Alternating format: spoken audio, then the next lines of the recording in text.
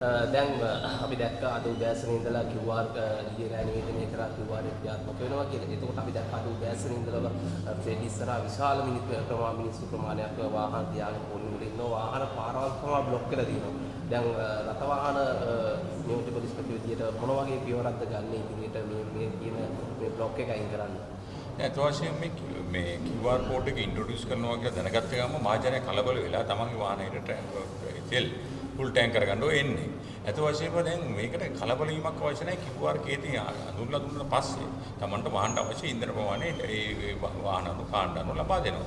ඉතින් මේ මහජනයා අනවශ්‍ය කලබල වීමක් තමයි මෙච්චර දැන් අපේ ෂෙඩ්ස් ළඟ පිරලා ඉන්නේ. ඇත්ත වශයෙන්ම දැන් ඒක නිසා අපි අපේ පොලිස් ස්ථානාධිපතිවරුන් මූලස්ථාන පොලිස් පරීක්ෂකවරුන් ඒ අදාළ දැන් කොට අපි දැන් ආරක්ෂාව දාලා තියෙනවා.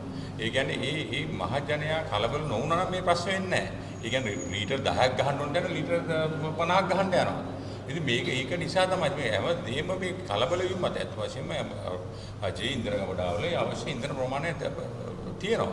ඒ තියලා දැන් මේක යුද්ධ නිසා කලමනාකරණයක් අවශ්‍ය නිසා තමයි QR කෝඩ් එක හඳුන්වලා දීලා තියෙන්නේ. ඉතින් මේ කලබල වෙන්න දෙයක් නැහැ. හෙටින් ඉඳන් ඒක හරියට ක්‍රියාත්මක වෙනවා. තමන්ගේ වාහනට අවශ්‍ය ඉන්ධන ප්‍රමාණය ඕන ෂෙඩ් එකකින් ලබා ගන්න පුළුවන්. ඒකට අනවශ්‍ය කලබලය අවශ්‍ය නැහැ. නමුත් අපි ඒක මේ නිසා ඇති වෙන ට්‍රැෆික් එක වළක්වා ගැනීම සඳහා අපේ පොලිස් ධාරි රථ වාහන ධාරි යොදවල එක අපි අවශ්‍ය කටයුතු කරනවා. විශේෂයෙන් මහ ජනතාවගෙන් රියදුරු මහතුන් ඉල්ලන්නේ මේ අනවශ්‍ය කලබලයක් ඇති කරලා තමන්ගේ වාහනේ ඉන්ධන ෆුල් ටැංක් කරගන්න යන්න අවශ්‍ය නැහැ. ඒ කියන්නේ වාහනේ ඉන්ධන ප්‍රමාණවත් ඔක්කොම තියෙනවා.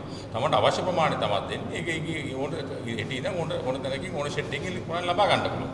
ඉතින් මේක මේ අනවශ්‍ය කලබලයේ මත වෙච්ච මේ රථ වාහන දඩබඩයක් විදිහට අපි දකින්නේ. නමුත් අවශ්‍ය රථ වාහන ධාරින් සහ පොලිස් ධාරින් යොදවලා තියෙනවා. ඒ ආරක්ෂක කටයුතු සඳහා සහ රථ වාහන කළමනාකරණය සඳහා යොදවලා තියෙනවා. ඒ කියන්නේ මේ වන විදිහට හැම සෙට් එකක් ගාවටම රථ වාහන නිලධාරීන් යොදවලා තියෙන්නේ. ඒ කියන්නේ ඒ වගේ රථ වාහන තදවදේ තියෙන තැන්වල අනවශ්‍ය විදිහට මිනිස්සු අපේ රිදුරු මහතුරුන් වාහන පැමිණෙන තැන්වලට ඒ තැන්වලට අපි දැන් පොලිස් උතුමෝ නියෝග කරලා තියෙනවා.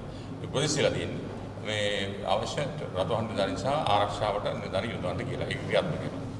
හදිසියේදී මොන හරි මේ කලබලයක් ඇති වුණොත් ඒ අවස්ථාවේදී පියවර ගන්නවද ඒ අනිවාර්යයෙන් ඒකේ තමයි ස්ථානාධිපතිවරුන් මේ සම්බන්ධයෙන් මේ කලබලයක් ඇති කරන තත්ත්වයන් ඒ කියන්නේ තමන්ගේ වාහනේ තමන් පොලිමේ පිටපැන්න තු වගේ දේවල් වලින් නිසා තව වාහනයකට ඉන්ධන ලීටර් 50ක් දෙනවා තව වාහන ලීටර් 10 දෙන්නේ අන්න ඒ වගේ දෙයක් වුණොත් තමයි මේ කලබල ඇති වෙන්නේ.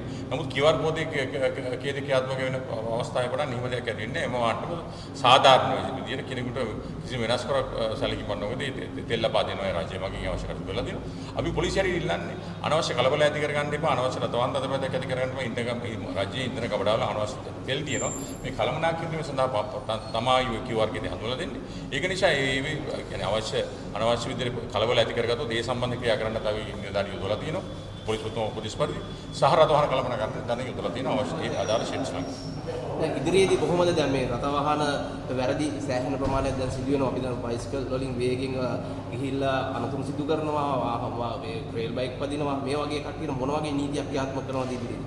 අනිවාර්යයෙන්ම දැන් අපි විශේෂයෙන්ම ඒ වගේ නොහිකුණ රියදුරන් අපි විශේෂ බයිසිකල් වෙන්න පුළුවන්, තරුණ වෙන්න පුළුවන්. ඒ වගේ රියදුරන් අනිවාර්යයෙන්ම අපි අතරගොඩ ගන්න කටයුතු කරනවා. සහ ඒ වගේ නොහිකුණ දැන් මම කිව්වා වගේ දැන් අපි සමාජ මාධ්‍ය වලින් දැන් අපි සිද්ධි 5ක් පළ වුණානේ. ඒ පහටම අපි ඇක්ෂන් ගන්නවා. නමුත් ඒක අපි ඊළඟට බලනවා ඒ වගේ නොහිකුණ රියදුරන් මේ සම්බන්ධ අපරීක්ෂාකාරී අන්තරාදායක ලෙස රියදුරන් සහ අපිට යම් සැකයක් තිබුණොත් අනිවාර්යයෙන්ම මද්ද්‍රව්‍ය පරීක්ෂාවල යොමු කරනවා. ඒ සම්බන්ධ දැඩි නීතිය ක්‍රියාත්මක කරනවා. විශේෂයෙන්ම තරුණයින්ට කියන්නේ සහ මේ අනවශ්‍ය විදිහට තමා මාර්ගයේ රටේ නීතියක් පවතින රටක් නීති ආධිපත්‍යයට පවතින රටක් මේ නොහිකුණු රියදුරෙකුට තරුණයෙකුට ඕන විදිහට මේවා කරන්න දෙන්න බෑ. එහෙම වුණොත් තමන්ගේ ඉරණම විසඳෙන්නේ අධිකරණයේ සහ බන්ධනාගාරයේ මගින් කියන මේවා ඒක නිසා තමන්ගේ අනාගතය අඳුරු කරගන්න එපා. තමන්ට වාහනේ දීලා තියෙනවා නම් වාහනේ නීතිකරුව පදවන්න කියලා තමයි කියන්නේ. මේ වගේ වලට ගියොත් තමන්ට తాවකාලිකව තමන්ගේ සහනය පස්සේ හරි අපි ඒක ඉදිරිය වෙන්න පුළුවන් පස්සේ ඉඳලා මාසයකට පස්සේ නීති ක්‍රියාත්මක කරනවා. පොලිස් ධාරියෙක් ඉදිරියටම කරන්න අවශ්‍ය නැහැ. නීති තදින්ම ක්‍රියාත්මක කරනවා. අපි සමහරවිට මිනිමෑරුවට තැත් කිරීම, සාවද්ද මනුෂ්‍ය ඝාතනය, අන්තරාදායක පැදීම, අපරිචාර රීති පැදීම, මද්ද්‍රව්‍ය භාවිතය සහ බීමත්‍රිය පැදීම ඒ වගේ සියලුම චෝදනාවලට අපි ඉදිරිපත් කරලා ඒ සමහර තරුණයෙක් වෙන්න පුළුවන්. Tamanට අනාගතයක් කියනවනම් ඒවට තමන් ඒ අනාගතය සුරක්ෂිත කරනවා බලනවා මිසක් මේ తాවකාලික සාහන වලට ගිහලා මිනිස්සුන්ට පේන්න මේ වාහන අධික ලෙස වදෝලා ඒ වගේ නිකන් රේසින් ට්‍රැක් වල කරන්න දේ ඕන දේවල් පාරවල් වල කරන්න ලෑස්ති වෙන්න එපා. දැන් මහජනතාව දැනනවා මහජනතාව අපිට ඩෑෂ් කැම් හරහා හරි වීඩියෝ කරලා හරි අපිට එවනවා දැන් සමාජ මාධ්‍ය බල කරනවා අපි නීතිය තදින්ම ක්‍රියාත්මක කරනවා